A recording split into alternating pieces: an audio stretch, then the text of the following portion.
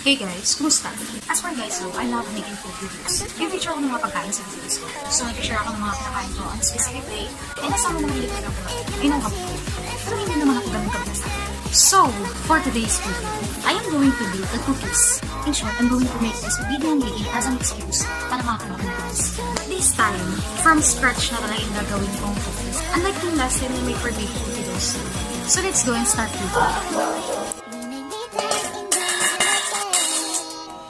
So I have prepared na all the ingredients here. Combination of white and brown sugar, butter,